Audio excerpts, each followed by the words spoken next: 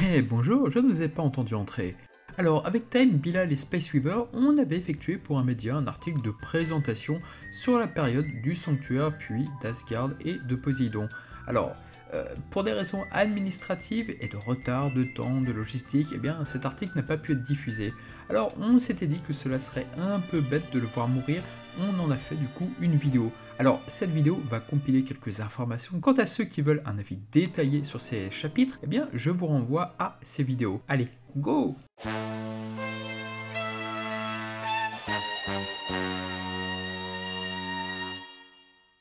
L'anime Saint Seiya, adaptation de la célèbre œuvre du mangaka Masami Kurumada, commence directement sous le feu des projecteurs des Galaxian Wars, à travers un combat entre Jabu et Ban. On peut noter la qualité du travail de Shingo Araki sur le design de la licorne, à l'instar des 5 protagonistes qui, malgré cela, ne figurera jamais parmi les protagonistes principaux. Assez rapidement, nous est présenté Seiya, héros de l'histoire incarné au Japon par le cultissime seiyuu Toru Furuya. Kozo Morishita, réalisateur sur la première partie de la série, nous livre un premier épisode théâtral via le combat de Seiya contre Cassius pour l'obtention de la clause de bronze de Pégase au milieu des magnifiques ruines d'un théâtre antique. Le premier épisode ne manque pas de souligner que la mythologie grecque est le thème principal de l'histoire de Saint Seiya qui met en scène de jeunes chevaliers au service de la déesse Athéna. On découvre rapidement les 4 compagnons de Seiya, à savoir Chayu, Yoga, Shun et Ikki, qui sont des orphelins au passé douloureux, tous recrutés par la richissime fondation Grad afin d'obtenir une clause et participer aux Galaxian Wars. Les premiers combats sont expéditifs et il est rare qu'une confrontation s'attarde sur plusieurs épisodes, si ce n'est le cultissime affrontement entre Seiya et Chayu qui marqua grandement les esprits en plus d'introduire certains codes fondamentaux de la série, tels le dépassement de soi.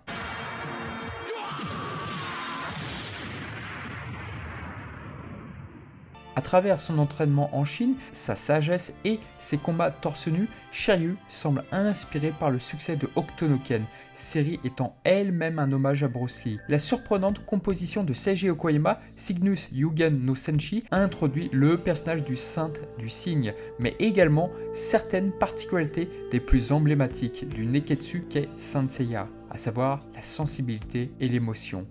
Notons que Masami Kurumada s'inspirera du manga Ninja Bugaicho de 1959 où l'un des protagonistes rendait visite à sa mère noyée. La mélancolie, la poésie, la fragilité qui caractérisent Yoga n'ont jamais laissé personne indifférent. Shun, sous la constellation d'Andromède, véhicule quant à lui de nobles sentiments. Il incarne la mesure, la douceur dans un monde dominé par la violence tout au long de la série. Ikki, quant à lui, s'impose comme le premier antagoniste de la série, rappelant sans doute les débuts de Musashi, un personnage provenant d'un ancien manga de Masami Kurumada, Fuma no Kojiro. Nos héros se débarrassent des Black Saints lors de combats plus ou moins difficiles, furent ensuite créés de toutes pièces pour l'anime de nombreux personnages dans le but de rallonger plus ou moins virtuellement l'anime, permettant de laisser plus de temps au manga. En effet, l'adaptation de la Toei Animation a rattrapé très vite le récit. Ainsi, les personnages de Dokrates, les Netsu Saints, les Caraïbes Ghost ou encore le mémorable Crystal Saint furent introduits pour faire suite au combat contre les Black Saints et de la disparition d'Ikki. Ces combats ne sont pas toujours marquants mais permettent aux fans de patienter avant de découvrir les Silver Saints. Une classification importante des saints nous est alors introduite. Nos héros, donc les Bronze Saints, sont en réalité au bas d'une échelle comportant des Silver Saints et les très puissants Gold Saints. Les Silver Saints sont chargés de châtier ces impérieux qui osent utiliser leur clause à des fins personnelles. Si les motivations des antagonistes pouvaient paraître manichéennes, elles sont en réalité plus complexes. Le Saint de Pégase utilise sa clause pour participer à un tournoi dans le but de retrouver sa sœur. Le but est non altruiste et montre des protagonistes mus par des désirs personnels, plus que le devoir au début de la série. Parmi les Silver Saints, Algol de Persée et Misty du Lézard ont marqué considérablement les esprits, à travers des combats intenses et des sacrifices épiques.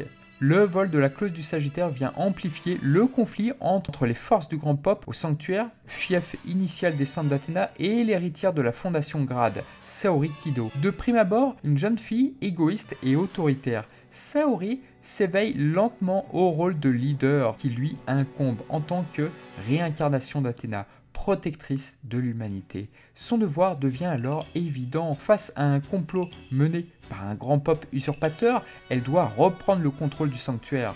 Avec l'apparition des Gold Saints, on entre dans le véritable âge d'or de la licence. Nos héros doivent alors traverser les 12 temples du Zodiaque en 12 heures pour sauver Saori d'une flèche d'or la tuant à petit feu. Si le concept de traverser des temples provient du manga Rin Kakero de Masami Kurumada, la narration habile et intense de cet arc s'est imposée dans le temps comme le moment préféré des fans de Saint Seiya. Les 12 Gold rivalisent de charisme et on ne se doute pas que les enjeux économiques autour de la vente de jouets ont très largement poussé les équipes à l'époque à donner le meilleur d'elles-mêmes et de nous rendre ces 12 charismatiques personnages faussement équivalents. On retiendra l'incroyable créativité de l'épisode 57, confié à Shigehatsu Yamauchi et épaulé par Matsuhiro Hosoda, où Ikki fait face au surpuissant Shaka de la Vierge. Les douloureuses scènes de déformation des corps et visages furent également utilisées ultérieurement dans les films et constituent l'une des marques de fabrique du réalisateur. N'oublions pas non plus l'épisode 47 de Tomoharu Katsumata qui met en scène la mort du saint du cygne lors d'une séquence sublime de la main de son propre maître face à son impossibilité de réaliser le deuil de sa mère. Malgré l'insertion de quelques épisodes fillers, l'adaptation animée a finalement rattrapé la publication du manga, forçant le staff à introduire une fin différente et finalement un arc inédit se crée.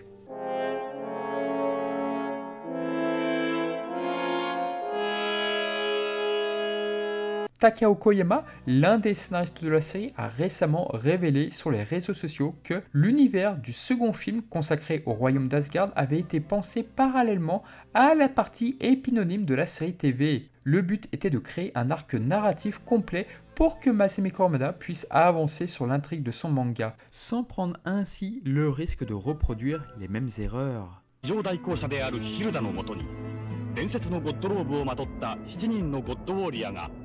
Comprenant l'importance de réserver la mythologie grecque au mangaka, le staff choisit d'opter pour la mythologie nordique. Le résultat sera applaudi tant en Europe que dans le reste du monde, tandis qu'au Japon, la chaîne TV Asahi accusera des taux d'audience en chute. On peut d'ailleurs indiquer que l'épisode 89 où Yoga puis Shiryu combattent tour à tour le cruel Alberic restera l'épisode le moins regardé de la série. Le premier épisode introduit une terre sombre et inhospitalière dirigée par Hilda, prêtresse d'Odin, dont le but est, par la prière, de prévenir la fonte des glaces, ceci forçant paradoxalement son propre peuple à vivre dans de très pénibles conditions. Très rapidement, nous était expliqué que la douce prêtresse est possédée par une force inconnue, la poussant à agir avec égoïsme et cruauté. Elle pousse même ses puissants God Warriors à attaquer le sanctuaire d'Athéna. Le design des nouvelles armures est réalisé par Shingoraki et Michimono. Ces armures au dessin fin et élaboré se distinguent assez notablement des armures connues dominées par un style néoclassique, comprenant de nombreuses volutes. On pourra souligner que l'armure d'Alberic a été créée sur base d'un brouillon de l'armure d'Odin, ce qui pourrait expliquer cette drôle de ressemblance. Freya comprend bien vite la métamorphose de sa grande sœur Hilda. Avec l'aide de Yoga, elle rejoint le camp ennemi, ce qui ne passera guère inaperçu chez les alliés de la prêtresse. Le changement de personnalité de Hilda entraîne une guerre absurde où 7 guerriers défendant les terres de ce royaume doivent se battre contre nos protagonistes. Le passé tragique de ces personnages, leur mort parfois dénuée de sens, a su toucher de nombreux fans, faisant de ces God Warriors des personnages très appréciés malgré leur absence du manga. Seiji Okoyama a d'ailleurs créé des partitions inédites pour ce chapitre. Nous retiendrons le thème Heisuru Daichi no Tameni, judicieusement utilisé lors de la mort d'Aegon, l'ami d'enfance de Freya. Cette musique met particulièrement en relief le caractère dramatique de cet arc.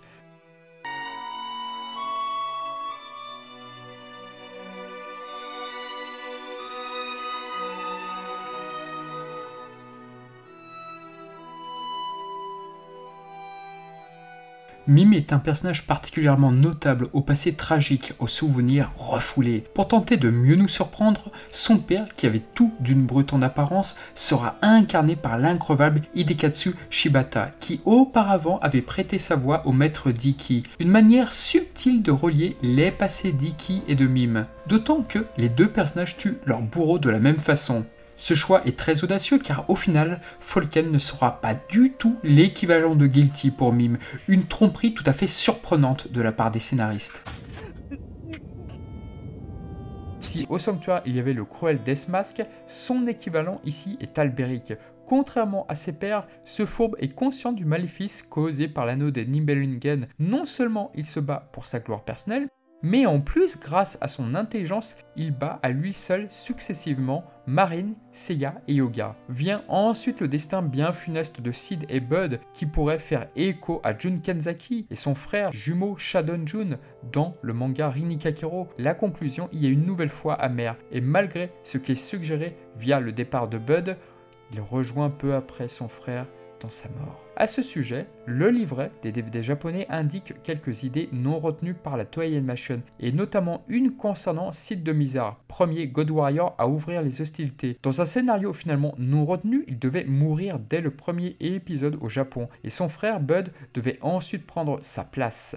Enfin, nos héros doivent se mesurer à Siegfried de Dub, semblable à un demi-dieu invulnérable, mais partageant finalement avec Shiryu un point faible exploitable qui constitue le seul moyen d'en venir à bout. Ce personnage héroïque se sacrifie face à l'émissaire de l'instigateur de la bataille, Sorrento de la Sirène, lors d'un passage particulièrement émouvant, même si, comme pour ses compagnons, sa mort est vaine. Si dans Dragon Ball, le regretté Kenji Utsumi prêtait sa voix au dragon Shenron, qui apparaît lorsque les héros rassemblent les 7 Dragon Ball, ici, il prête sa voix à Odin, invoqué grâce aux 7 saphirs.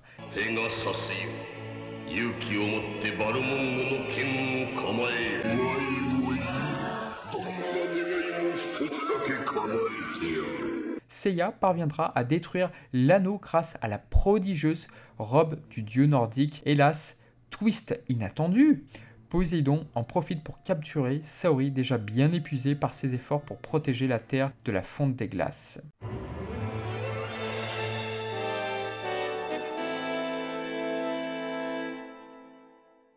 Étant donné qu'il a été décidé que cet arc serait la fin de la série animée par émoussement du succès et parce que le manga était de nouveau rattrapé dans son adaptation, il a été décidé de réunir les meilleurs talents sur la fin de cette adaptation. 4 épisodes sur 15 seront notamment dessinés par le duo de maîtres Shingo Araki et Michimono. Notons que sur les 99 premiers épisodes, il n'en avait dirigé que 8,5. Et pour cause, il ne participera que très peu au 4e film en préparation.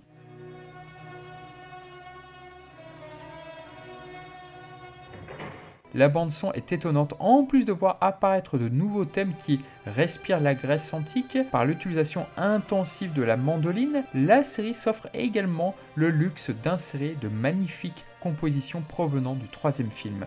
Dans un souci de cohérence avec l'arc d'Asgard, une introduction inédite différente de celle du manga fut écrite. Ainsi, Seiya et Shun cherchent Saori vainement au royaume d'Asgard. Cette dernière se réveille devant le jeune et beau Julian Solo, le réceptacle du dieu des océans. Notons que pour son nom, Masami Kurumada s'est inspiré du roman de Shelley Robben dans lequel un certain Julian Solo, qui est un brillant scientifique, trouvait la mort. Le seul point commun qu'on pourrait trouver entre le Julian Solo de Shelley Robben et celui de Masami Kurumada est un amour passionnel. Souvenez-vous, il n'y a pas si longtemps, je vous ai avoué mon amour. Mes sentiments pour vous sont toujours les mêmes. Tous deux s'étaient rencontrés peu avant cette bataille, mais Saori avait refusé les avances du riche héritier. Poséidon, voulant éradiquer les humains, cherche à inonder la surface de la Terre.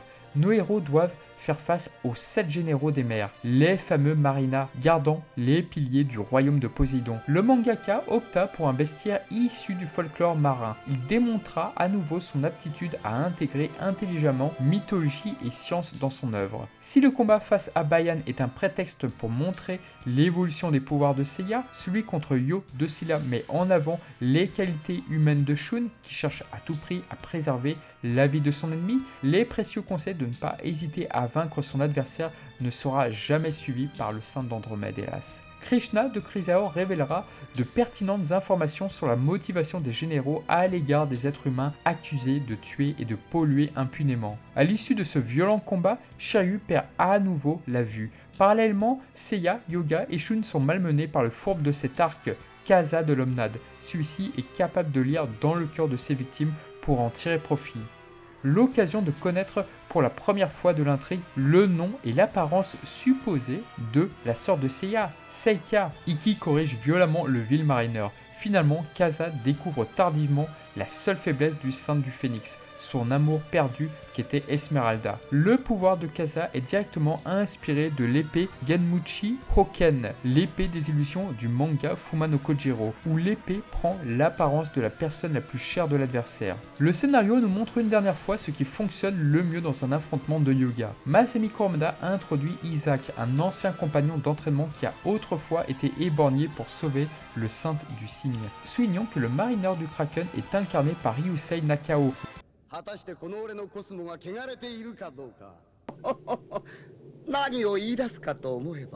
Le Seiyu emblématique de Frieza dans Dragon Ball. Le personnage de Yoga parachève désormais tout ce qui se rapproche au complexe d'Édipe. Le lien obsessionnel envers sa mère, le meurtre de son père spirituel Kakamu du Verseau et l'expiation de ses erreurs en perdant un œil. Les téléspectateurs découvrent dès lors que le véritable ennemi de l'intrigue n'est pas Poséidon mais Canon des Gémeaux, qui souffre d'un complexe d'infériorité vis-à-vis de son illustre frère Saga. Ikki se charge de l'antagoniste et découvre par la même occasion que Poséidon était manipulé depuis le début de l'intrigue par ce personnage aux ambitions sans limite. Le scénario se devait de faire revenir Sorrento. Ce combat fait de multiples échos à Rin Nikakero à travers le personnage d'Orphée de l'équipe grecque, détenant lui aussi une technique se nommant Dead and Symphony.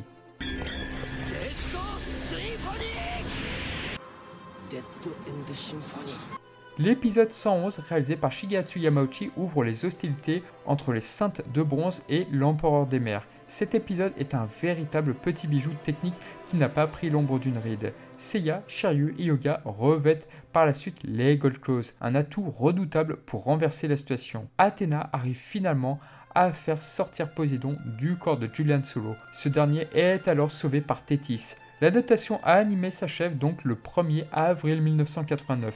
Le succès de cette série donnera des appétits au studio Tatsunoko avec la série Tenku Shenki Shurato et surtout Sunrise avec les Samurai Troopers. La licence devait initialement se mettre en pause pour reprendre par la suite en OAV car l'anime avait une fois de plus rattrapé le manga. Mais les planètes n'étaient alors plus alignées pour poursuivre immédiatement avec le chapitre Hades. Malgré une absence de nouvel animé, l'adaptation de Saint Seiya continua de faire rêver toute une génération qui a attendu 13 longues années avant de découvrir l'adaptation du chapitre Hades. Voilà en tout cas pour ce petit résumé sur la série d'origine, j'espère que vous aurez aimé et à très bientôt.